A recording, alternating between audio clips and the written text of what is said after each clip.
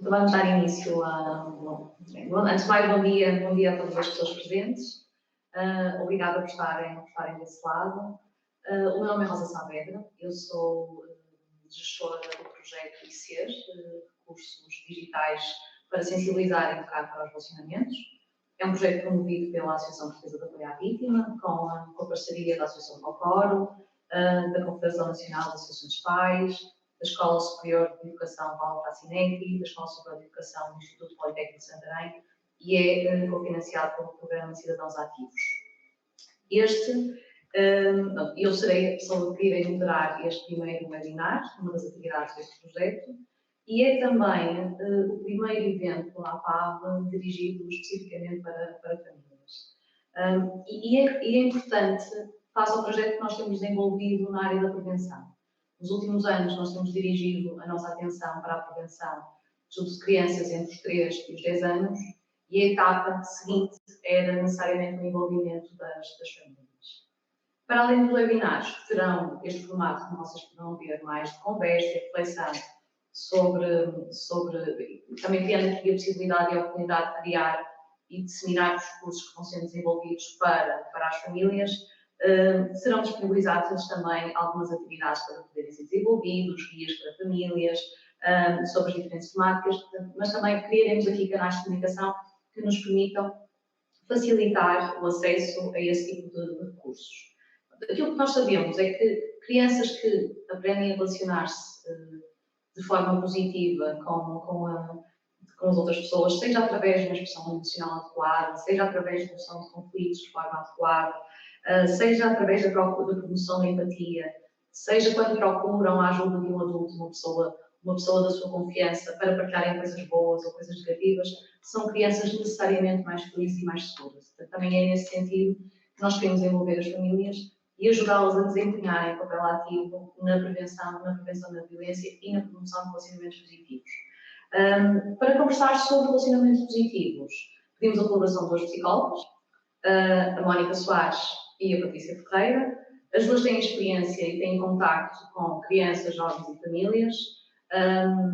A Mónica Soares é também professora universitária, portanto está mais ligada à formação de profissionais nestas áreas. A Patrícia Ferreira é gestora do Gabinete de Apoio à Vítima do Carnaval da Associação Portuguesa de Apoio à Vítima. Mas a Patrícia e a Mónica não são psicólogas, são também cuidadoras de crianças entre os 13 e os 10 e por isso sabem muito bem que nem sempre as coisas acontecem como nós gostaríamos que elas acontecessem, que nem sempre os cenários são perfeitos e, portanto, para além do saber prático nestas áreas, também importa este conhecimento de que os adultos também podem falhar, os adultos também podem crescer, os adultos também podem aprender e as famílias têm claramente aqui um papel importante nesta aprendizagem. Para prepararmos este webinar, nós fizemos uma auscultação junto de famílias e pedimos para nos ajudarem a identificar questões que gostassem de ver respondidas ao longo deste webinar, especificamente sobre temática, relacionamentos positivos. E procuramos organizar aquilo que foram as dúvidas que foram colocadas em quatro áreas. A primeira tem a ver com como lidar com emoções emocionais das crianças, sobretudo aquelas reações mais desafiantes, menos agradáveis. E foram colocadas muitas questões relacionadas com as birras, por exemplo. A segunda área tem a ver com a disciplina, ou seja, como disciplinar crianças quando estas adotam comportamentos negativos e que mensagens é importante que possam ser transmitidas neste processo de disciplinar. A quarta área será como ajudar crianças que são agressivas com outras crianças a adotarem respostas de resolução de conflitos mais positivas. E um terceiro domínio tem a ver com a importância de falar sobre as emoções e de criar momentos em famílias para o fazer. E iria dar início então a nessa conversa. Vou passar pela Mónica. E se calhar começamos então por esta primeira questão, que tem a ver com como lidar com emoções emocionais das crianças que são mais desafiantes e menos agradáveis. Muito bem, começamos logo. Bom dia a todas as pessoas que estão a assistir. De facto, essa pergunta com melhor, não é? Porque esse é o grande desafio, não é? Porque muitas vezes a nossa vontade é juntar-nos ao caos emocional em que eles estão, não é? E deixarmos contaminar por estas emoções que eles estão a revelar. E na verdade aquilo que eles precisam é que nós sejamos a outra ponta, não é? E que sejamos o equilíbrio que eles precisam. Portanto, eles acabam por precisar que nós também demonstremos qual é a forma calma que nós podemos ter para lidarmos com essas situações. E a verdade é que muitas vezes quando nós temos uma criança a fazer uma birra, por exemplo, não é? A nossa vontade é juntarmos à birra e começarmos também a descontrolar as nossas, porque é isto que nós sentimos, não é? Nós sentimos esse descontrole também em nós e a nossa resposta emocional será muito parecida com a deles, ou é demasiadas vezes parecida com eles. E aquilo que eles precisam é precisamente que nós adotemos um modelo de comportamento que eles possam modelar e que eles possam perceber, então afinal é assim que eu devo fazer. Isto é tudo muito bonito dito assim, mas na prática, não é? Isto revela-se um grande desafio. E na verdade, aquilo que a criança precisa é de ser legitimada. Não é? Eu percebo que estejas zangado, sei lá, vamos dar um exemplo prático. Nesta altura de Natal, e depois que desce ao supermercado, é a pior coisa que nós podemos fazer, porque os brinquedos estão ali logo na entrada e a vontade deles é deixarem-se deslumbrar por toda a forma como o marketing está feito para eles, não é? Eles querem ali querem tudo. E depois a verdade é que as crianças, obviamente, querem, porque aquilo está. Olha para mim, olha eu a querer ir contigo para casa, aquele brinquedo a chamar para mim. E nós dizemos, não pode ser, e a criança não compreende. E nós temos, e aqui às vezes também é importante contextualizarmos em termos de psicologia de desenvolvimento, como é que a criança funciona.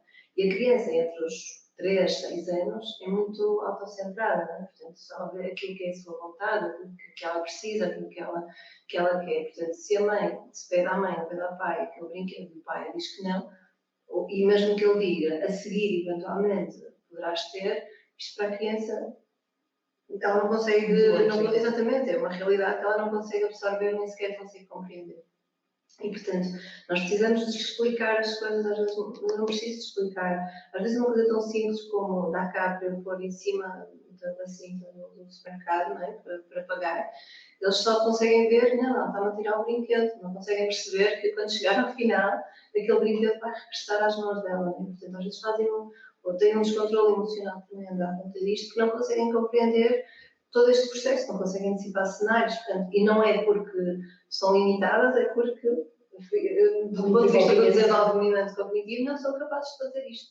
Não é? Portanto, são muito centradas nelas. Nós precisamos, primeiro, legitimar, mostrar, eu compreendo que estejas zangado porque queres levar-te brinquedo para casa e percebo que fiques muito triste porque a mãe ou o pai não podem levar o brinquedo neste momento, mas vamos combinar uma coisa, mais tarde podes pedir ao Pai Natal este brinquedo ou podes pedir este brinquedo no teu aniversário e pode ser que nesta altura consigas ter. Portanto, falar, mostrar-lhes que há alternativas, isto também é muito importante, não é? Dar estas possibilidades de escolha, mas antes disto sempre legitimar, mostrarmos que estamos a compreender aquilo que eles estão a sentir, ajudá-los até a identificar o que eles estão a sentir, dar um nome, percebo que estejas triste, percebo que estejas zangado, e pronto, e obviamente depois eles muitas vezes nestes comportamentos têm comportamentos até às vezes autolesivos, não é? De se atirarem ao chão, de baterem com as pernas no chão, ou de se baterem, ou tentarem bater ao pai ou à mãe, e obviamente depois também temos que ter aqui é fundamental que nós também os ensinemos a canalizar melhor esses comportamentos, não é? E, portanto, dizer não queres magoar, queres libertar-te dessa raiva, do que estás a sentir, podes ter outros comportamentos e mostrar-te que outros comportamentos podem ter, portanto, mas garantir que aqueles comportamentos de autolesão, atenção ao outro não aconteçam. Sim, mas normalmente estas coisas acontecem em contextos públicos. Isso também é um desafio, não é? Porque isso coloca as famílias numa situação também de exposição perante os outros e como lidar com esta exposição. E com essa vergonha depois, não é? Porque no fundo ninguém quer, não é? Estar no meio de um supermercado e de repente a filha tirar-se para o chão e estar aos gritos, portanto quer aquele brinquedo para levar.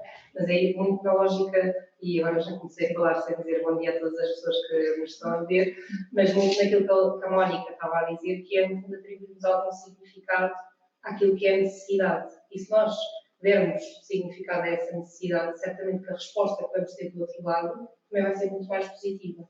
Agora, se não validarmos, se dissermos só por isso simplesmente não vais levar esse brinquedo, certamente poderá dar origem a esta birra. Se nós explicarmos o motivo pelo qual não vai levar o brinquedo E até aviar isto, não é, Mónica? Que é na lógica de não podes levar hoje, mas vais levar mais para a frente.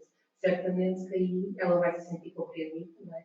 E vai ter provavelmente vai começar a ganhar, e porque tem em desenvolvimento, portanto, algumas estratégias de autorregulação, justamente como poder gerir situações menos agradáveis e que acaba por, muitas vezes, até ser prejudicial, depois na relação com a família, com os pais, ou o que seja. Mas, no fundo, somos nós que lhes temos que ensinar, não é? Como é que podemos validar este sofrimento, porque efetivamente não sabem. Nós temos muito mais facilidade em lidar com emoções mais agradáveis, não é? As mais positivas, que chamamos aquelas mais positivas, como a felicidade, o contentamento, o entusiasmo, do que propriamente com emoções que são mais desagradáveis, como a tristeza. Às vezes até temos uma certa necessidade em inibi-las, não é? Porque não sabemos lidar com elas. Portanto, vamos tentar inibir e muitas vezes até colmatar aquela tristeza ou aquele momento mais receoso para a criança com recurso a alguma coisa. Isso eu acho que é uma das coisas que às vezes, e nós enquanto pais, não é, que podemos ver essa questão e temos muitas vezes essa noção de querer compensar muitas vezes alguma emoção menos positiva. A questão é quando lhes estamos a dar isto, também lhes estamos a dizer que eles compensam a tristeza com recurso a alguma coisa mais material e que, no fundo, acaba por não atribuir a mesma significado àquilo que eles estão a sentir. Ou estamos a dizer que sentir tristeza não é uma coisa válida e por isso vamos substituir essa tristeza com alguma coisa material. Olha, estás triste porque efetivamente não conseguiste este brinquedo, mas eu vou-te dar outra coisa, portanto, neste momento que compense, portanto, não levar este brinquedo hoje. E, na verdade, muitas vezes isso depois acaba por nem sequer colmatar aquela necessidade que aquela criança sente neste momento. Não é? Portanto, o que importa mesmo é dar-nos um nome e dizer: eu percebo que estejas triste, eu compreendo que estejas triste, porque percebo que era para ti muito importante neste momento levar-me este brinquedo, mas eu não te consigo levar. Mas quando chegar o teu aniversário ou ao Natal, podes colocar isso na tua lista de presentes. Ou seja, enviar, ou seja, procurar aqui de alguma forma negociar com alguém. Negociar, não é? Negociar. Sim, não se trata só também de adiar, porque a criança também tem que estar preparada a ouvir um não. Claro, exatamente. E o brinquedo pode... Exatamente, porque às vezes pode não ser um adiamento, às vezes pode ser um não.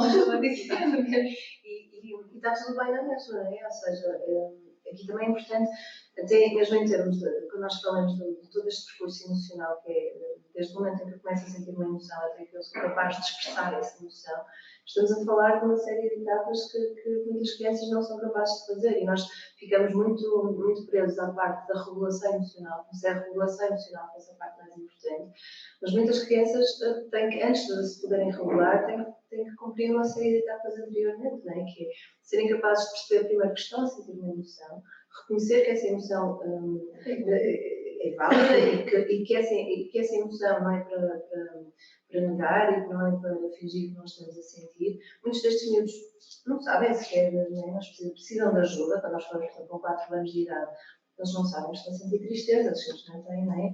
Ou que estão a sentir raiva. Eles muitas vezes dizem assim, eu tenho, não é? Às vezes até põem assim os punhos, não é? Porque estão e dizem que estão a sentir qualquer coisa imaginária, não é? Portanto, então nós dizemos, estão a sentir raiva, estás zangado. Portanto, eles precisam primeiro de ser capazes de perceber que eles próprios estão a sentir alguma coisa, depois precisam de compreender que isso que eles estão a sentir tem um nome, não é? Portanto, serem capazes de nomear o que estão a sentir e depois perceberem que aquilo que eles estão a sentir vai influenciar a forma como eles estão a ver o mundo, como eles estão a ver a forma como se vão comportar. E só depois de eles terem esta capacidade de compreender isto, é que eles vão ter esta capacidade também de se regular e dizer, ok, então agora posso escolher se quero gritar, se quero atirar-me para o chão, se quero só chorar, se quero não fazer nada, se não é?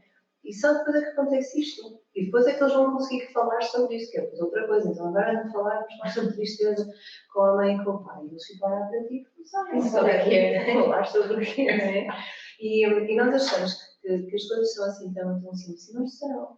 Porque muitas vezes há adultos que não são capazes de expressar as suas emoções, não é? Portanto, como é que nós vamos querer que uma criança com 5, 6 anos consiga expressar emoções?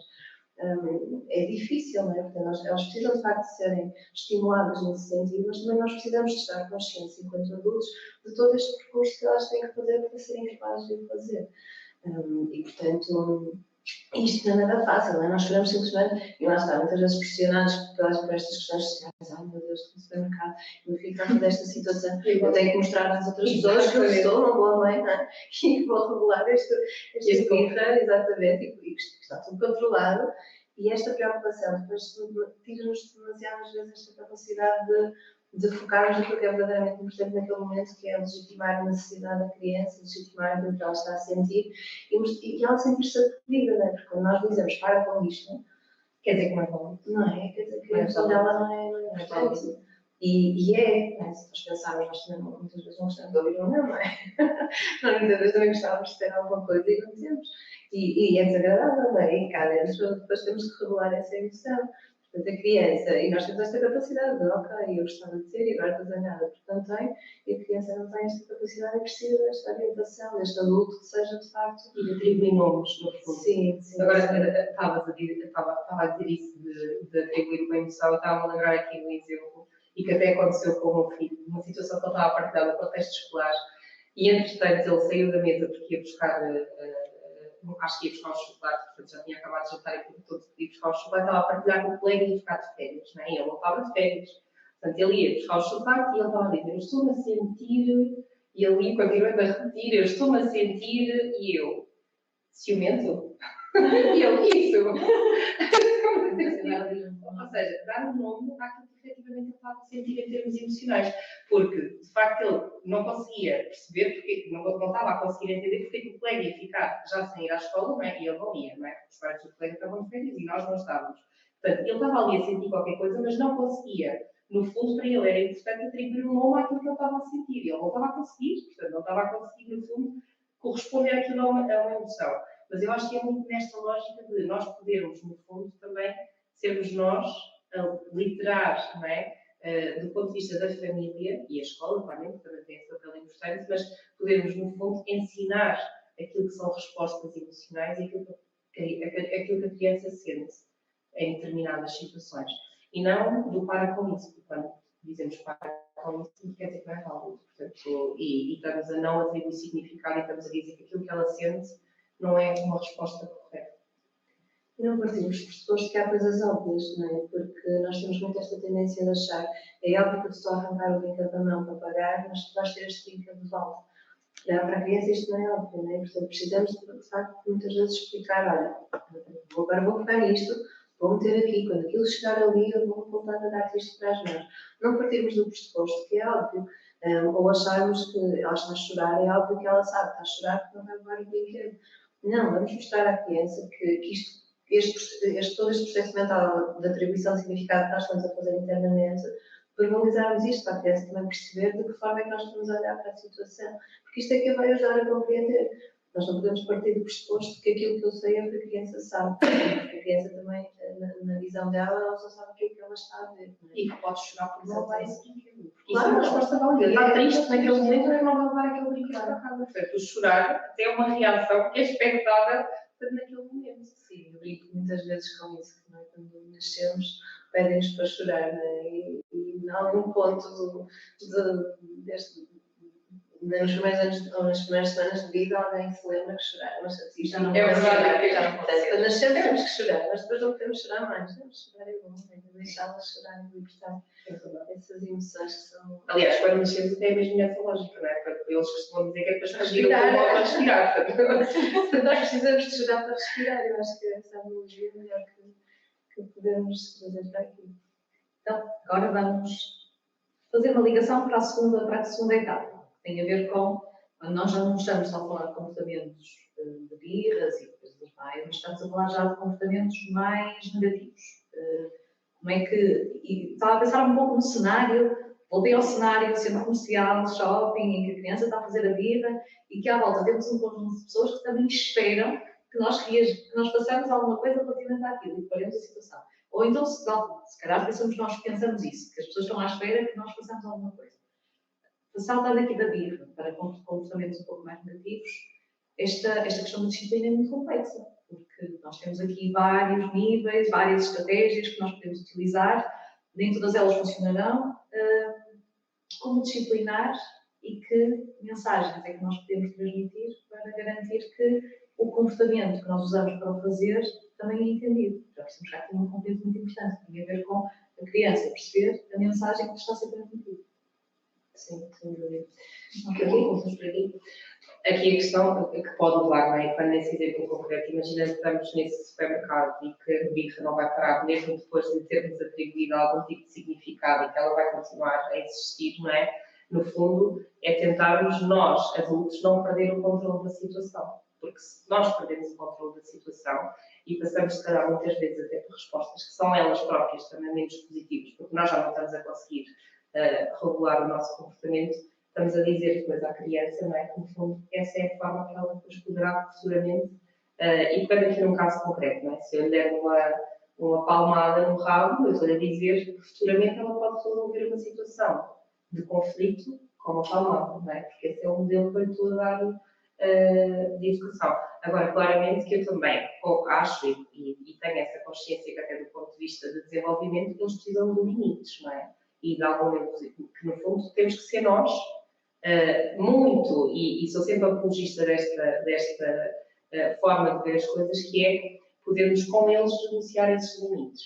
Ok, este comportamento não foi um comportamento ajustado, refletir com eles sobre esse comportamento, bem, certamente não será na fila de supermercado, porque senão vamos ter a fila inteira a querer bater-nos, nós estamos a ocupar ali esse tempo, mas podemos refletir sobre aquela situação que aconteceu e tentar perceber, ok, então, dentro disto que aconteceu, o que é que achas que poderá ser uma consequência, não é, para esta situação? Portanto, e no fundo, dar uma consequência daquele comportamento que ele teve que não foi ajustado. E certamente isso vai servir futuramente para ela também poder organizar-se e no futuro, se voltar a ter mais uma situação semelhante, ela própria já ter estratégias, não é? De, ok, no outro dia anterior, isto depende obviamente da idade. Claro, crianças com 4 anos não têm, se calhar, esta capacidade de se lembrarem depois que no dia anterior vão reproduzir exatamente o mesmo e nós vamos naquela lógica do não acredito que hoje vou ter que fazer o mesmo exercício, mas vamos ter que fazer esse exercício novamente, não é? Até porque, no fundo, nós estamos a ensinar-lhes a elas como é que no futuro eles podem, efetivamente, gerir aquilo que é as emoções. E certamente, e concordando com a Mónica, às vezes os adultos não sabem como gerir essas emoções, porque também, se calhar, não foi uma coisa que lhes foi ensinada. Muito pelo contrário, se calhar até reprimida. E, portanto, neste exemplo do à nascença todos choramos, mas aquilo que ouvimos durante muitos anos, agora já o paradigma é um bocadinho diferente daquilo que se ouvia há uns anos atrás, mas aquilo que se ouvia durante muitos anos é não quer que chores, não é? Portanto, isso, e chorar não é uma coisa boa. E isso dá a sensação de que, efetivamente, eu não posso chorar, porque isso é uma coisa negativa. Não, chorar é tão válido como rir, como saltar, brincar, portanto, e é uma resposta muitas vezes. É uma reação emocional, alguma coisa que estamos a sentir e nós não podemos de todo inibir. Portanto, no fundo é tentar chegar a este comportamento desajustado e chegar a uma forma de resolução positiva, que seja através da conversa, através da comunicação. E eu acho que é das ferramentas mais preciosas que temos, é de facto a comunicação, e é através disso que nós devemos tentar ter aqui adultos mais, no fundo, a relacionar-se de forma positiva, não é? Porque as pessoas se relacionar com os pais, com a família, com os professores, com todo o contexto que os envolve. Concordo em absoluto, e acho que aqui também é importante passar uma mensagem que é ninguém é mau só porque sim, não é? E eu costumo dizer, a não ser que haja uma psicopatologia associada, é que alguém tem maldade em fazer mal ao outro, não é? Alguém que tem a verdadeira intenção de fazer maldade ao outro. E acho que todas que aqui estamos e os que estão a assistir, certamente, todos nós já mentimos em algum momento da nossa vida, e mesmo num ato de que moralmente está errado como mentir, a intenção quase sempre é boa, não é? Não quero magoar o outro, quero proteger-me, não quero que outra pessoa sofra com a verdade, o que é que seja. Portanto, aqui depois é importante também nós enquanto educadores, sejamos pais, mães, psicólogos, técnicos, o que for, termos esta consciência que a criança não está ali para nos manipular, para nos fazer mal, para nos atacar. A criança tem uma necessidade de estar a justificar aquele comportamento. E, portanto, cabe-nos a nós descobrir qual é essa necessidade, porque é que ela está a ter este comportamento que eu estou a avaliar como desafiador. Temos que nos lembrar sempre isto, sou eu que estou a avaliar aquele comportamento, não é? Não é a criança que está a dizer, agora vou ser desafiante para a minha mãe ou para o meu pai. Não, eu é que estou a encarar aquele comportamento desafiador, então sou eu que estou a atribuir aquele significado. Então, deixa-me perceber porque é que eu estou a avaliar este comportamento desta forma e porque é que a criança sente necessidade de ter este comportamento. E a verdade é que todos nós temos uma necessidade que está a suportar aquele nosso comportamento e para podermos disciplinar é preciso entrarmos neste registro, tentarmos perceber, não é, o que é que está a sustentar este comportamento. E muitas vezes é a necessidade de afeto, é a necessidade de atenção, é a necessidade de garantir a aprovação dos pares. Há tantas necessidades, não é, que estão aqui em jogo e aquilo que eu tenho que fazer enquanto educador é mostrar à criança que outras formas é que ela tem de garantir que aquela necessidade posta em prática, não é? Ou seja, de que forma tu podes ter a minha atenção sem ser através desse comportamento? De que forma tu consegues ter o meu apoio sem ser através desse comportamento? Por isso, eu preciso conversar com ela. Não é? E preciso partir deste pressuposto de não achar que a criança está a fazer isto para manipular, para ser mázinha comigo, para... Não, a criança está a ter aquele comportamento porque naquele momento pareceu o comportamento mais adequado. E obviamente que as situações de pressão social nos levam muitas vezes para esta coisa de eu tenho que mostrar aos outros que sou uma boa mãe, uma pessoa boa a disciplinar, mas isto não nos torna melhores pais nem melhores mães, não é? Porque muitas vezes nos desfoca daquilo que é verdadeiramente importante, que é tal, aquele momento de garantirmos que vou conversar e vou garantir a necessidade da minha criança. Eu dou muitas vezes este exemplo, não é no supermercado, é na parte infantil, né? Quando a nossa criança está lá a brincar e leva um brinquedo, por exemplo, né? E depois vem outra criança e tira-lhe o brinquedo e a nossa criança bate à outra criança porque tirou o brinquedo. Né? E depois de repente, todas as luzes estão em cima de nós. Né? Ai! Olha, a criança daquela bateu uma outra, deixa que é que ela vai fazer, né? E de repente nós achamos, tem que mostrar esta gente toda que eu sei ficar meu filho, que a violência não é uma resposta, não é? E depois chego lá e digo, ai, não só está o menino. Não é? E assim, acho que tenho que mostrar também que eu sei motivar o outro que a partilha é importante e depois ainda digo, agora vais emprestar o brinquedo ao menino. Ai, mas o que é isto? A partilhar é importante, não é?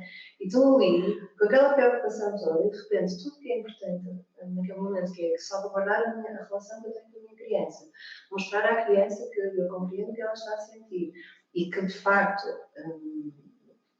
bater não é uma opção, mas de repente tudo isto desvanece, porque estou muito mais preocupada em garantir socialmente, mostrar o meu papel, não é? E de repente deixou de ser uma questão da criança e passou a ser uma questão minha, não é? E nisto, obviamente, eu depois perco o foco. E acaba por envergonhar a criança. Claro, e a criança não percebe, quer dizer, não é? Quer dizer, eu estou zangada, tiraram um brinquedo que é meu, alguém chega aqui, tira-me uma coisa que é minha, e depois ainda vem a minha mãe ou uma figura de referência dizer ai, que eu sou uma pessoa e que ainda por cima tenho que partilhar, quer dizer, que se dane partilhar. Se partilhar me faz sentir assim, partilhar não é bom, não é? E portanto, às vezes você tem que pensar, então o que é que eu faço? Vou deixar de bater? Claro que não, mas primeiro vou legitimar. E vou, lá está aquilo que falávamos há pouco. Eu percebo que estejas zangado porque o menino te tirou o brinquedo sem te pedir e o brinquedo é teu. Mas se nós estamos zangados, nós podemos fazer outra coisa que não é bater. Né? Tu podias ter vindo falar com a mãe, podias ter vindo a falar com o pai, podias ter pedido ao menino para te devolver o brinquedo. Nós podemos ter outras reações que não bater. Bater não é correto. Né? E depois a seguir eu posso perguntar à criança e depois o menino quer brincar com o teu brinquedo, não queres emprestar o teu brinquedo. E depois aqui chega outra questão também muito importante e que nós nos esquecemos muitas vezes, que é a criança tem o direito de dizer que não. Não é? E isto, claro, que depois nós ficamos assim, pá, caramba, agora ela disse que não e agora vou ficar aqui, toda a gente viu que eu vou aceitar. Mas este aceitar deste não é tão importante.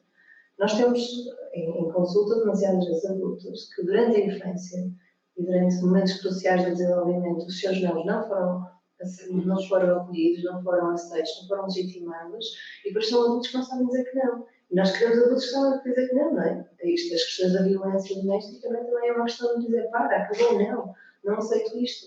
E são pessoas que não sabem dizer que não. E porque se nós não trabalharmos estes pequeninos, legitimarmos os nossos pequeninos, agora vocês vão dizer assim, olha, então, não vou incentivar a partilha, claro que vou, mas não naquele momento. A criança naquele momento... Isso não como uma resposta. Claro, naquele momento a criança não quer partilhar. Naquele momento a criança está magoada, está zangada porque lhe tiraram o brinquedo e ponham-se no lugar dela. Se alguém vos tirasse alguma coisa que é vossa, vocês iriam gostar, não é? Se alguém chegasse até nós, nos tirasse o telemóvel, nós também ficávamos, então. Isso é meu, não é? Portanto, nós também temos que compreender isto deste ponto de vista de, ok, se fosse comigo, eu também não gostava, não é? Então, agora, naquele momento ela não vai estar disponível para me falar, como é importante partilhar, como é importante. Naquele momento o que ela precisa é de sentir-se acolhida e de sentir-se respeitada naquilo que ela está a sentir. E, portanto, se ela não quer emprestar o brinquedo naquele momento, por muito que nos custe socialmente, porque na verdade só nos custa socialmente, não é? Porque alguém está a olhar para nós e está a contar connosco nesta promoção dos valores da partilha, mas naquele momento ela só precisa de se sentir acolhida, legitimada e respeitada. E depois sim, depois daquele momento estar fechado, é que eu posso promover o resto, né? E dizer assim, filho, então, olha, há pouco tu não quiseste emprestar um brinquedo ao menino. Fiquei um bocado triste com isto, porque partilhar é importante. Tu de certeza também gostarias que um dia que alguém tenha um menino que tem um brinquedo com o qual tu gostarias de brincar, também gostarias que eu te emprestasse, não é? Então, da próxima vez que isto acontecer, nós estás próximos a estar a brinquedo. Eu gostaria muito que partilhasses, porque partilhar é importante, por ser solidário, sermos amigos uns dos outros, é algo importante. E nesse momento a criança já foi respeitada anteriormente, já foi ouvida, acolhida e legitimada aquilo que são as suas emoções, e portanto ela vai estar disponível também para acolher aquilo que eu tenho para lhe dizer. Se eu estiver numa não, e depois vai, e agora anda lá, partilhar é importante, também não vai estar disponível para ouvir aquilo que eu tenho para dizer. Então, se tu não me compreendes, como é que eu vou retomar de alguma forma, podemos voltar, é importante voltar a retomar o assunto, ou seja, não é esse momento, não naquele, que é um momento maior de tomar a decisão, que é importante os questões, podemos voltar a falar sobre isso. E vai estar muito mais focada na e que é super importante, porque é nesse momento que tem capacidade de reflexão, claro, e que vamos ter essa disponibilidade da criança também, para que ela possa refletir e ouvir, e que futuramente já vai adotar um comportamento certamente diferente. E depois lá está, as outras situações também mais de limite, não é? Em que acho que também é importante nós darmos escolhas, porque em termos, quando falamos de disciplinar, temos muito esta tendência de achar que é só dizer que não podes fazer isto, não podes, não é? Não vais por ali, não podes comer um gelado antes do jantar, não podes fazer isto, não é? E este não, convenhamos que é uma chatice, não é? Não podes fazer, não podes fazer. E não é acompanhado de uma explicação depois também, no fundo, não é? Se explicar porque não pode comer esses gelado antes do jantar, já vai ser diferente. Portanto, não é só um não podes. Eu costumo dizer que se nós transformarmos aquilo que elas não podem fazer, aquilo que elas podem fazer, por tudo aquilo que elas não podem fazer, na verdade, conseguimos traduzir em algo que elas podem fazer.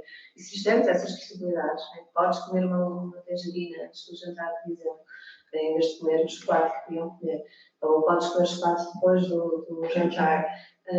Isto dá-lhes aquela sensação que elas também controlam alguma coisa na sua vida, não é? E então passam a ver isto de outra forma, ok, agora não é este caminho, mas este caminho é um caminho possível.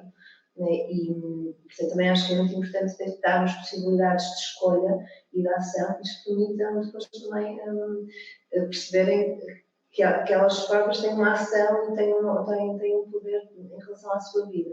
E, portanto, é assim também promovemos as questões de responsabilidade. Né? Portanto, não é só o disciplinar de dizer não, mas depois também neste não haver um leque de possibilidades que está em aberto e que lhes permita fazer escolhas. E escolhas que são feitas por eles, em que eles sentem de facto que têm alguma autonomia. E que são respeitados, né? Que a necessidade deles foi respeitada.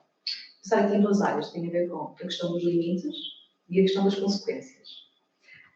E que quantas vezes é que os limites não são sempre os mesmos e as consequências não são sempre as mesmas. E se isto também não gera aqui alguma instabilidade e alguma confusão para as crianças. Um dia o meu limite foi este e a consequência foi esta, mas no dia seguinte, nós próprios, dependendo do dia em que estamos, da forma como o nosso dia correu, de todo um conjunto de situações, nós próprios também, enquanto família, temos limites diferentes. E isto para elas não é transparente, não é? Às vezes nós reagimos de uma forma e reagimos de outra. Como é que essa discrepância muitas vezes eles questionam sobre isso. Então, no outro dia, eu fiz isto e tive esta consequência e agora estou a fazer isto e já vou ter esta. Portanto, é importante nós também podermos manter aqui alguma consonância, não é? Que é nós percebermos quais é que são, efetivamente, sendo que podem ser as mais diversas situações mais desafiantes que dão origem a consequências, mas tentarmos perceber dentro daquilo que é o modelo, até em conjunto com... Às vezes eu faço muito isso com os pais quando apresentam, não é? Que aqui há alguns comportamentos mais desafiantes dos filhos, todos envolvidos e em conjunto, conseguirem decidir, ok, tendo em conta este comportamento, que tipo de limite, não é? Qual é o seu limite? E depois, qual é que é a consequência que vocês decidem em conjunto? Mas, no fundo, decidem em conjunto, sendo que, obviamente, o adulto tem que sempre verbalizar, porque eles são ótimos, não é? São super bons a escolher, quando ouvimos crianças a escolher, alguns até são altamente penalizadores. Uma vez tive um miúdo em consulta, ele odiava pintar, não é? Portanto, e estávamos ali a regular uma questão que estava a dar origem a vários conflitos do ponto de vista da dinâmica da família, e ele disse, se eu fizer isto, eu vou passar o dia inteiro a pintar. E eu pensei, bolas, mas não achas que isso é altamente penoso? Então, mas se tu detestas pintar, tu vais passar o dia todo a pintar. E depois ele lá refletiu, então se calhar, não, então eu fiz só um desenho. Porque era uma consequência que, efetivamente, para ele iria ter algum valor, porque ele não gosta de pintar, não é? Nós temos sempre tendência a retirar alguma coisa que os nossos filhos gostam muito. E eu gosto também muitas vezes de ir pelo aquilo, ok, então não vamos tirar, mas vamos lhe dar alguma tarefa, se calhar é menos agradável para ele, não é? Mas que ele vai ter que fazer em consequência deste comportamento que ele atua, em vez de estar a retirar o carrinho, Ficas sem ver televisão. Sim, ou sem televisão, ou sem jogar, ou o que seja, tendo em conta a idade depois. Claro.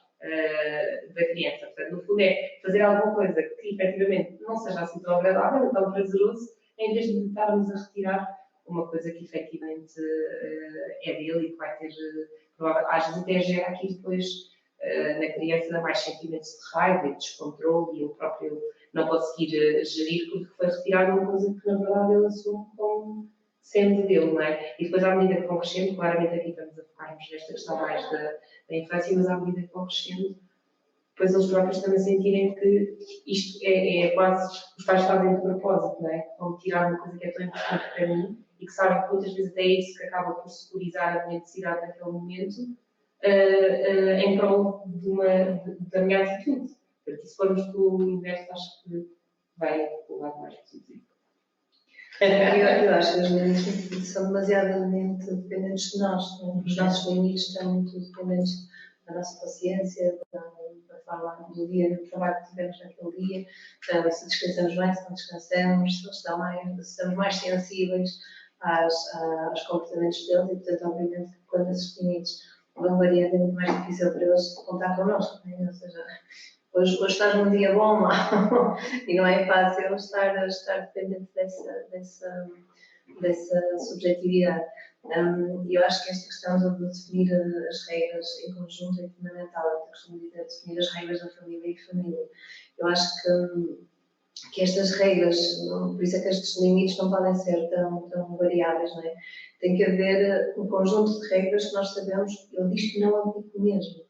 Não é? Às vezes nós falamos do tempo de ecrãs, etc. Mas depois, em função até daquilo que é cómodo para nós, hoje vou deixar facilitar um bocadinho o tempo dos ecrãs para tentar jeito de ter um bocadinho de paz, não é? E depois, mas depois é em função de nós, mas quando é em função deles, já não estamos flexíveis para esse. Portanto, obviamente que eles ficam, quer dizer, ontem deu jeito, não é? Para ver a tua série, e já estás a notar, e hoje, como eu quero eu ficar mais um bocadinho, não posso, mas que é isto, não é? E portanto, por isso nós também temos que estar, mesmo nós adultos, temos também ter esta consciência quais são os nossos limites daquilo que nós não aplicamos mesmo. Eu acho que essas regras devem ser, de facto, debatidas em família e desde pequeninos, mesmo quando eles não sabem escrever, não sabem, eles podem pintar, até podem contribuir para as regras da família em forma de desenho, por exemplo. Não é? Vamos conversar o que é mesmo fundamental para nós. Portanto, o facto de serem regras da família e debatidas em família ajuda muito mais também a que nós sejamos aquele sim, aquilo é integrado, é uma coisa nossa, não é? Portanto, e depois também são os próprios miúdos a controlar os pais, não é? E os pais, e estamos todos legitimados para fazermos essa gestão. E obviamente aqui os adultos têm que ser bastante modelo de comportamento, não é? Portanto, têm que ser os primeiros também a cumprir. E aqui tem o reforço de elogiarmos quando eles estão a cumprir, também é importante, nós esquecemos muito disto, não é? De só focar quando eles estão a falhar, mas também é muito importante de focar quando eles estão a cumprir e reforçarmos, olha que bem, conseguiste fazer isto. e conseguiste, estou muito orgulhosa, hoje conseguiste passar o dia todo sem fazer qualquer coisa que nós tínhamos combinado. E isto é importante também para eles se sentirem reforçados no comportamento. Não é só indicar quando eles não estão a cumprir, mas também quando estão a cumprir, mostrar-nos que reparamos, não é? E esta tendência, acho que todos nós já ouvimos esta frase, não sabe muito mais do que a tua obrigação. Não é? Acho que é algo que ouvimos e que vamos levando depois de geração em geração, mas não é bem assim, não é? É bom, mesmo no trabalho, nós fazemos o que é suposto, mas é bom de vez em quando ouvirmos, gostei muito da forma como fizeste o teu trabalho, não fizemos mais do que aquilo que era expectável fazer, mas está bem ouvido, não é? Portanto, também acho que é importante esta componente mais do reparar pela positiva. E depois tem outra questão que tem a ver com, falavas em consequência, não é? Mas demasiadas vezes nós camuflamos os castigos com a palavra consequência e muitas de nós não conseguimos perceber como é que na prática se traduz uma consequência, o que é um castigo e o que é uma consequência, não é? E o castigo passa muito por isto, não ter sido negociado, ser sentido pela criança como injusto, porque vem do outro, não é? O castigo vem de quem? Vem de quem dá o castigo. A consequência vem do nosso comportamento, não é? Nós, se falarmos ao telemóvel quando estamos a conduzir, nós chegamos a casa e não vamos dizer ao nosso companheiro ou à nossa companheira: olha, depois vem o castigo do senhor agente, não? Foi uma consequência de termos sido apanhados a falar ao telemóvel quando estávamos a conduzir. Portanto, não sentimos isto. Custa-nos, obviamente, não vou tirar aqui a parte do ser gostoso e de caramba, não é? E para a criança vai ser igual quando receber a consequência, mas conseguimos compreender que é algo que advém de um ato de uma escolha minha, não é? E o castigo parece muito mais, não é uma escolha minha, foi alguém que decidiu aquele castigo em relação a mim. E por isso a negociação é fundamental para que a criança consiga compreender esta diferença entre o castigo e a consequência e sentir as coisas mais como consequência deste castigo e trabalhar aqui também a sua própria ação, não é? Isto é algo meu. E depois, em momentos de limite, também é importante introduzir as noções de assertividade por parte dos pais, não é? Que muitas vezes as crianças só percebem que atingiram o limite porque os pais têm um comportamento que revela o grito, o dito passar-nos, não é? E só aí é que eles percebem, ok, ultrapassei o meu limite, não é? Porque a mãe já está neste estado, porque o pai já está neste estado. E acho que aqui nós também temos que mostrar-lhes muito como é que podemos fazer isto, não é? Se eu chamo para a mesa 10 vezes e a criança não vem, obviamente que a probabilidade de eu começar a ficar cansada e impaciente com isto é muito grande. Mas então eu não me vou permitir eu próprio também chegar a esse limite de chegar ao quarto de repente explodir, não é? Então eu próprio também tenho que fazer aqui também tenho que trabalhar esta regulação interna de, ok, já te chamei uma vez, já te chamei duas, tu continuas a dizer já vou regular isto, então vou chegar junto à criança e dizer, olha, já te chamei 3 vezes para vir para a mesa e tu continuas a dizer já vou. Quando tu fazes isso, eu sinto que me estás a desrespeitar. Por isso, a próxima vez que eu te chamar, eu quero que tu faças isto. E depois, se quiserem introduzir uma consequência e dizer, e se tu voltares a não responder, vais ficar sem telemóvel. Mas lá está, mais uma vez, legitimar também é importante. Eu percebo que é muito mais interessante para ti estar ao telemóvel a jogar do que ir ajudar a pôr na mesa ou do que ir para a mesa. Mas eu já te chamei 3 vezes e tu estás sempre a dizer já vou. Não é? E o meu problema não é eu estar a jogar. O meu problema é aquilo que eu estou a sentir quando eu chamo e ele não vem. Então, eu tenho que dizer isto, eu tenho que verbalizar isto. Enquanto não acaba a história, o problema não é esta pessoa. E perceber que se o método de chamar 10 vezes isso vai a nós também descontrolarmos enquanto adultos. Se descontrolarmos, não é? Porque se ao final de 3 vezes percebemos que não vem, então é preferível deslocarmos até junto dela. Eu costumo sempre dizer que eu acho que devemos sempre falar olhos nos olhos. E às vezes há uma dificuldade muito grande até nas crianças de conseguirem manter este contacto. Nós temos que nos ensinar a fazer isto, não é? Que é, eu estou a falar contigo, porque é que tu me olhas nos olhos? E enquanto eu estou a falar contigo, por favor, olha comigo, olha para mim, não é?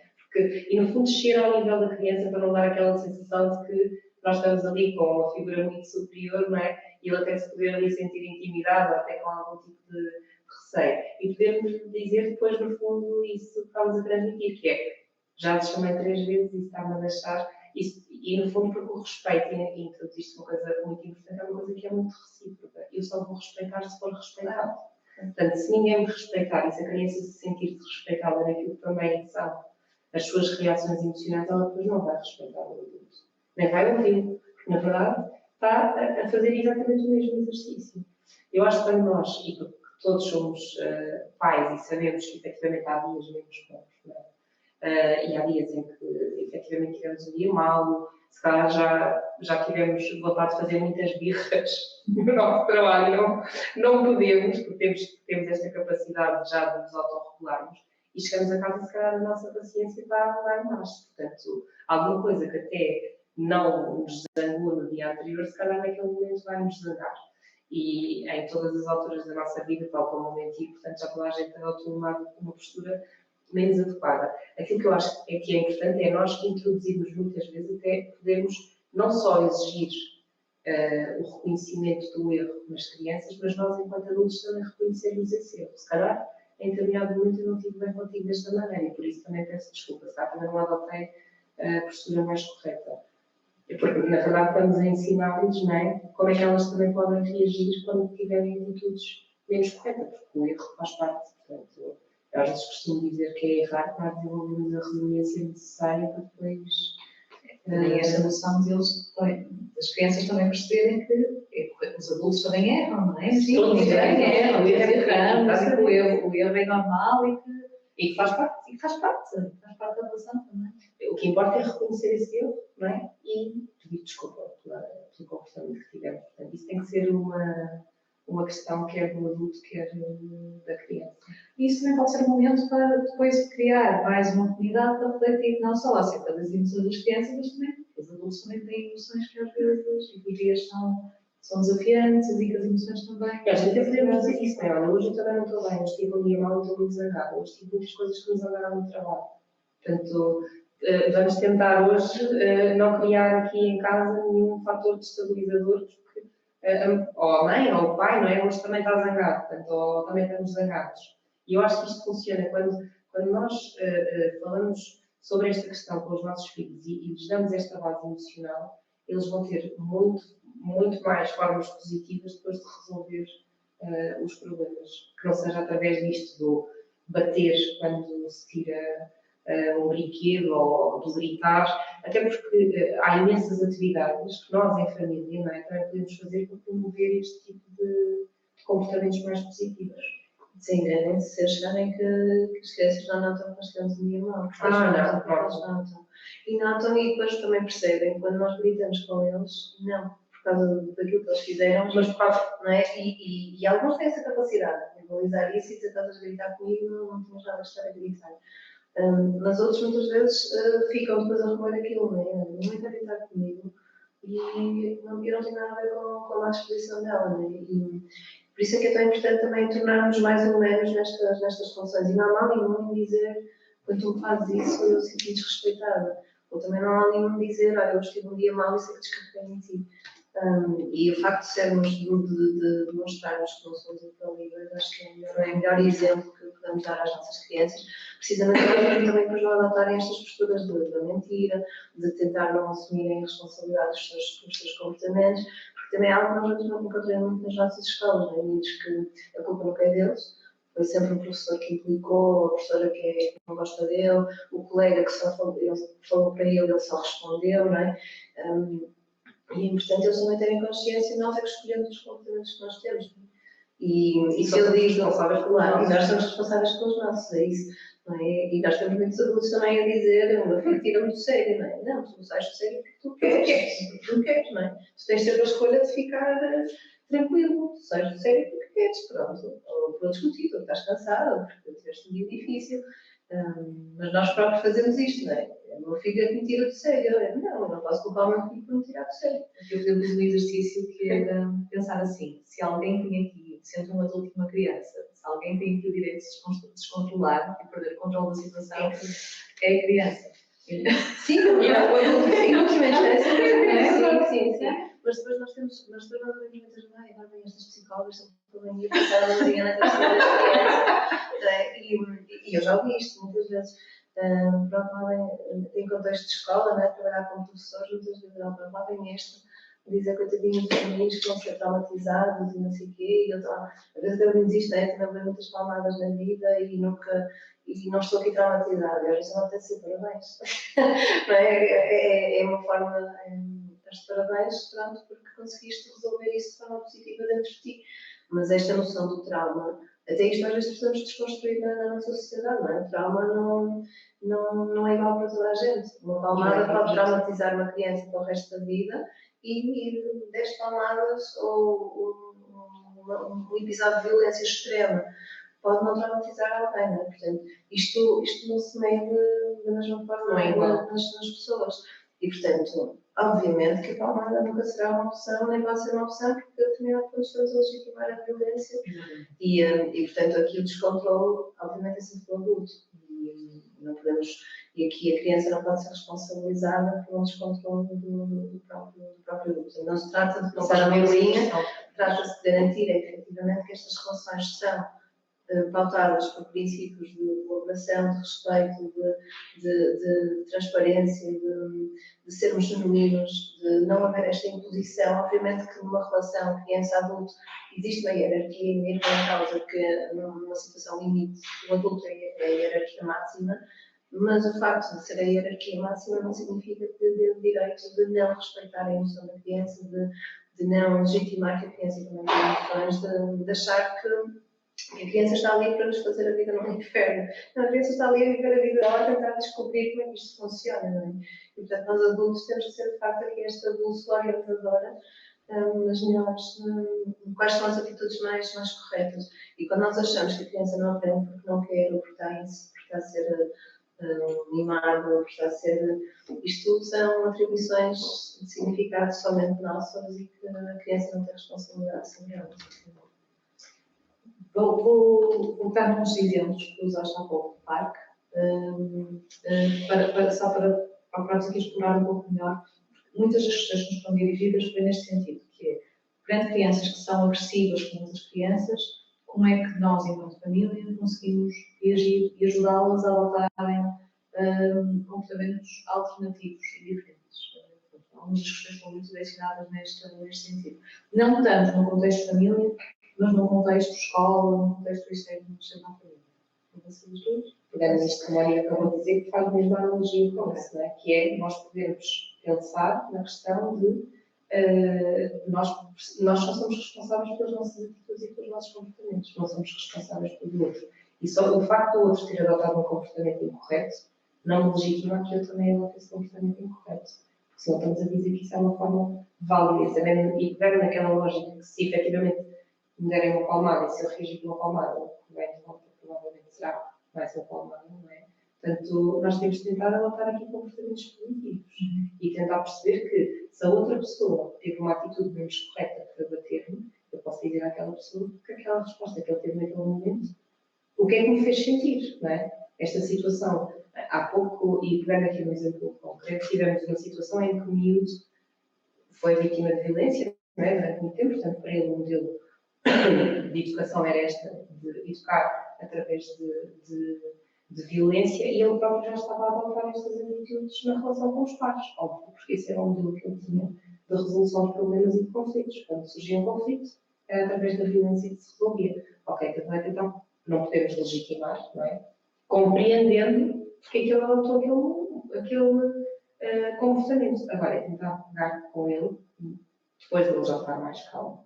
Naquele momento em que está exaltado e com o fundo cheio de raiva, vai ter pouca facilidade em se conseguir logo autorregular, não é? Mas no momento em que ele está mais tranquilo, em que já respirou, em que já foi para uma sala, já se afastou daquele contexto, ele está a conversar com ele e pensar, ok, dentro disto que foi o cenário que aconteceu, agora vamos lá pensar em conjunto que tipo de estratégias é que podíamos ter adotado que não dar um soco no nariz, não é? E depois disputou uma mordida no braço, portanto, e se continuássemos nisso, e se não houvesse um adulto que tivesse cessado aquele conflito, provavelmente eles continuariam envolvidos, porque não iriam conseguir até algum dos dois se magoar seriamente. E nós percebemos que isto não é nunca uma forma válida de resolver seja aquilo que for. E que existem outras formas. Tentar muitas vezes até perceber porque é que aquela atitude naquele momento também gerou aquele tipo de comportamento em mim. E reforçarmos muito isto depois na questão das crianças nós percebemos que se nós, enquanto educadores, dissermos assim, olha, se te baterem, bate também. Portanto, nós estamos a dar exatamente a mesma resposta, não é? Portanto, se conversarmos no sentido, ok, olha, aquilo que aconteceu não foi correto. Efetivamente o teu amigo não esteve bem porque deu uma palmada ou uma deu-te, ou seja, para as crianças é muito comum, eles utilizam muito a mordida, portanto é uma arma de defesa infalível. E nós explicarmos, olha, mas morder não é uma coisa certa, e tu sabes que não é, ou tu gostas de ser mordido. No fundo é promovermos aqui também esta questão de uma coisa que se chama empatia, que é muito importante, não é? Que é, se te morderem, o que é que isso te faz sentir? E claramente, quando nós nos colocamos no papel do outro, nós vamos certamente encontrar a resposta certa de como gerir aquela situação. Mas isso é importante conversar. E conversarmos, por isso é que o comunicar com as crianças é algo que é muito importante. Porque é através disso que elas também, no fundo, vão aprendendo depois a modular uma série de comportamentos e como é que podem interagir com o outro. Sim, sem dúvida. Acho que esse é um dos maiores desafios das famílias e que vamos sentir até uma maior mágoa por parte dos pais, não é? Que quando os filhos são vítimas de algum tipo de violência na escola e depois vão sentindo que há esta. E agora o que é que eu faço? Como é que eu o protejo disto, não é? E depois nós dizemos, a violência não é uma resposta, e depois eles sentem muitas vezes, pois, mas eu continuo a levar. E depois ela toca leva e eu o que é que eu faço? Vou continuar a dizer que eu. Então às vezes os pais em desespero acabam por dizer, olha, se ele te bate, bate de volta, não é? E defende, depois vem a história do defende, não é? Mas nós temos que perceber que quando nós queremos uma política de tolerância à violência zero, não é? O defende também não pode ser a violência, não é? Portanto, e aqui é mesmo muito difícil, às vezes, passar esta mensagem aos pais de segurança de não é correto dizer bate de volta, não é? E que a nossa função enquanto educadores, seja na escola, seja na família, é dar-lhes ferramentas para eles lidarem com esse tipo de situações, porque, na verdade, ao longo da vida nunca sabemos se vai encontrar alguém que é violento com eles ou não. Portanto, o importante é que eles tenham ferramentas para lidar com esse tipo de comportamento de violência, seja física, seja verbal, seja a que for. Né? E eu acho que isto é onde eu até tenho mais dificuldade, às vezes, de conseguir passar segurança aos pais. Porque os pais querem, de facto, que os filhos estejam seguros na escola e sentem que essa segurança, quando depende só dos outros, não existe. Mas isto é algo que nós temos que ser muito. Não podemos, como costumo dizer, não podemos vacilar, seja enquanto técnicos, seja enquanto educadores, professores, pais e mães, que é bater não é uma opção. Nós não podemos legitimar a violência de forma nenhuma, seja para defender, seja para. Porque, de facto, nós temos depois já várias investigações nesta área, não é? Que as crianças depois acreditam que a violência é legítima em determinadas situações, não é? Nomeadamente se for para defender valores supremos, como a lealdade, etc., ou se for para educar, ou se for porque alguém está sob efeito de alguma substância. Depois eles acham que a violência nessas tipo situações é legitimada e depois, obviamente, vão se defender dessa forma. Eu só lhe bati porque, não é? E nós não podemos, de forma nenhuma, em momento nenhum, validar este tipo de discurso. Portanto, nós temos que sempre defender, mas bater não é uma opção. Bater não é uma resposta eficaz. Acho que esta mensagem acho que é das mais importantes desse ponto de vista. E depois, mostrar-lhes que há outras formas, nomeadamente, quando são crianças mais pequenas, de procurarem adultos de referência, não é? Adultos que eles considerem adultos em quem podem confiar, seja o assistente operacional, seja o professor, seja o psicólogo, o técnico, ou o próprio pai ou mãe, ou outro familiar, com quem possam falar, e que esta pessoa, que quando recebe esta informação, não vai ficar ok, deixa lá, pronto, às vezes há pessoas más, também não pode ficar por aí, não é? Tem que fazer alguma coisa com esta informação. Seja ir falar com o diretor de turma, com o professor titular de turma, fazer alguma coisa para que a criança sinta que não ficou, que não foi só o queixinho, não é? Que houve de facto alguma coisa que foi feito. E depois é preciso trabalhar o saber dizer que não, para ensiná-los a dizer não podes fazer isto, eu não quero que tu me toques, eu não quero que tu me batas, não me podes bater. E às vezes até digo aos próprios pais, ensaiem isto em casa, em formato de roleplay, brinquem com isto, não é? Vou fingir agora que eu sou o menino que te vai bater e tu vais dizer a mim, não podes fazer isto. E nós próprios teatralizarmos aquilo que eles querem fazer. Eles acham imensa graça, divertem-se com aquilo E nós podemos ver depois no nosso próprio filho como é que ele se defende, não é? Como é que ele é capaz de ter esta postura de dizer não podes bater e não vais bater, e se me voltas a bater eu vou dizer não sei o quê, a quem eu vou fazer isto.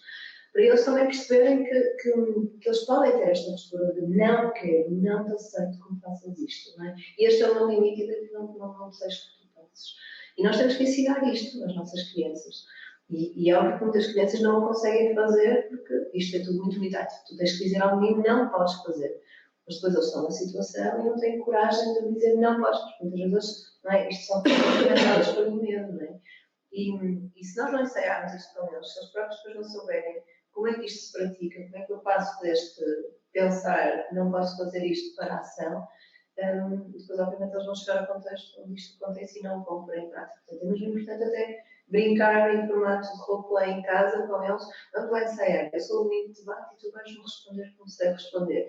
E nós conseguimos ver se aquilo é um tímido, se é uma resposta mais, de facto, mais de postural, não é? E ajudá-los a encontrar também essa resposta mais eficaz. Agora, é fundamental nós garantirmos que a violência não pode ser uma contra-resposta, não é? Mesmo sendo uma contra-resposta, não deixa de ser violência, portanto não é legítima. Acho que isto é mesmo fundamental. Aqui um aspecto importante tem a ver com, ou seja, esta preocupação de dar ferramentas às crianças para elas lidarem com situações de violência e de agressividade, devem surgir já na antecipação, ou seja, nós planearmos, ou seja, elas estarem preparadas à partida para, perante cenários nos quais elas se sintam em risco, ou sejam confrontadas com situações de violência, elas já saberem como reagir. Portanto, isto também é como também para o nosso último momento, temos que terminar, que é criar momentos em família nos quais estas oportunidades de partilha, de treino de competências possam ser trabalhadas. Nós trouxemos alguns exemplos de livros, de exercícios que podem ser realizados em casa. A Mónica deu um exemplo prático de simulações e roleplay que podem ser realizadas, mas a Patrícia também trouxe, e a Mónica trouxeram algumas questões, alguns exemplos de materiais que vamos partilhar com vocês e depois podemos até colocar numa lista, quando partilharmos informação para vocês e enviar por e-mail, alguns destes exemplos podem ser comprados em lojas normais, mas podem ser um ponto de partida para a criação de momentos nos quais as emoções, a resolução de conflitos, a forma de lidar com a atividade podem começar a ser trabalhadas. Sim, eu posso. Queres que mostre? Olha, então eu vou mostrar aqui algumas questões mais de gestão emocional, tem a ver com. Mas queres que eu diga mesmo o tipo de livro? Pode dizer, sim. As autoras, pronto. Esta linha que muda de cor, não é? Porque no fundo, cada cor está associada a uma emoção, portanto, tem exemplos daquilo que se vai sentindo em cada emoção, e depois este livro tem aqui. Portanto, pode ser comprado nestas lojas que a Rosa acabou de enumerar, incluindo acho que até a Continente que também tem, portanto, esta edição. E no final do livro, portanto, tem sempre uma mensagem, portanto, história, não é? Da estrelinha, que vai mudando de cor e que pode sentir várias coisas diferentes e que são todas elas válidas. E depois esta coleção, de facto, é interessante porque no final do livro tem inclusivamente dicas parentais, portanto, coisas que se podem implementar do ponto de vista da família, não é? Exercícios que podem ser feitos com as crianças e que começam a promover aqui alguma literacia do ponto de vista emocional.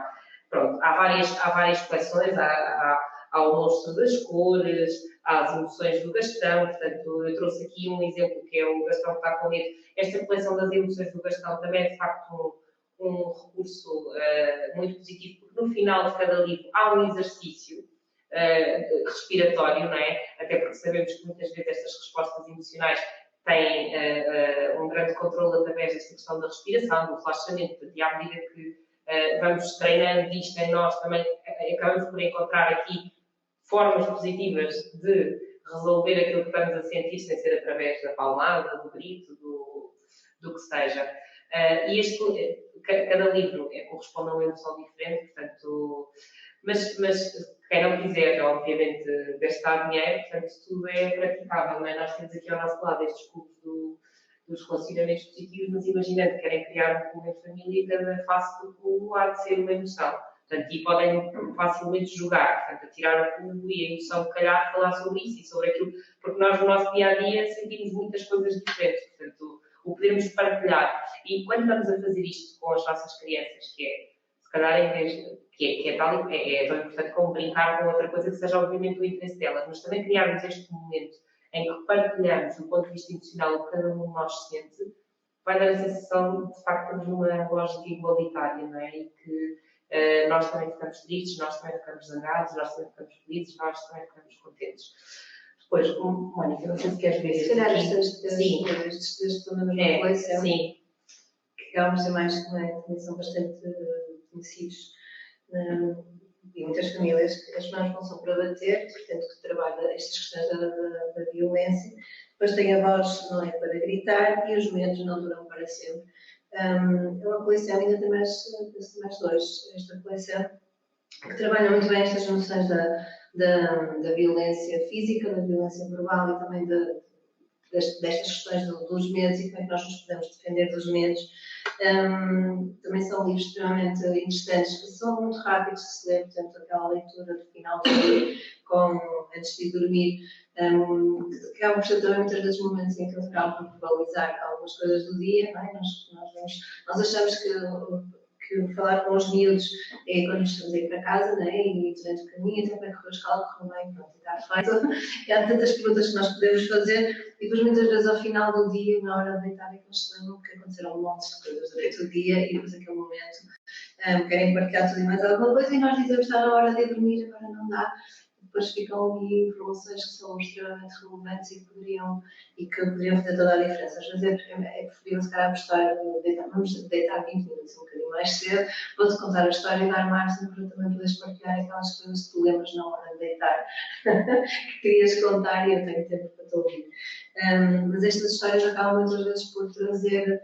Nós contamos a história e depois também conseguimos, às vezes com algumas partilhas que eles fazem, perceber experiências pelas quais eles passaram e nós também podemos ajudar depois a atribuir o tal significado que querem dar a essa experiência. Portanto, esta coleção acaba por ser uma coleção também que eu costumo recomendar. Nós vamos deixar também uma lista de recursos que possam ser importantes. O nosso objetivo era clarificar algumas das questões que foram surgindo e eventualmente poderão ter surgido outras questões ao longo do webinar que nós procuraremos responder nas próximas iniciativas, ou se forem questões muito específicas e individuais, nós procuraremos responder. No final, nós vamos deixar um questionário, um breve questionário, eu diria que ele demora no máximo 2-3 minutos a ser respondido.